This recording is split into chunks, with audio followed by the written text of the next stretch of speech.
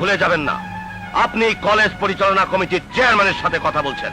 আপনিও ভুলে যাবেন না আপনি কথা বলছেন একজন প্রিন্সিপালের সাথে, পদাধিকার বলে কলেজ সংসদের সভাপতির সাথে। রাজনীতিতে একটা কথা, ভীমরুলের চাকে ঢিল ছুড়বেন না।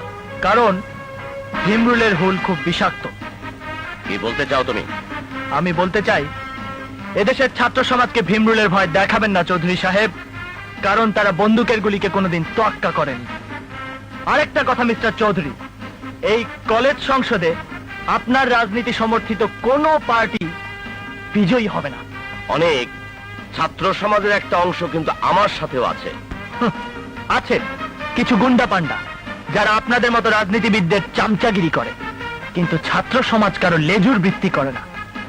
মিস্টার চৌধুরী, সেই আশা নিয়ে যদি আপনি এখানে এসে থাকেন তাহলে আমাকে কিনতে চাওয়ার মতোই আর একটা ভুল করছেন আপনি। অনেক তোমার মতো ছাত্র নেতাদের এই মাহমুদ চৌধুরী ঘন্টায় গন্ডায় গন্ডায় কিনতে পারে। মাহমুদ চৌধুরী, এই ছাত্র সমাজকে যদি কেনা যেত তবে 52 ভাষা আন্দোলন সফল হতো না। এই ছাত্র সমাজ যদি কেনা বেচার পণ্য হতো তবে দেশে স্বাধীনতা আসতো না।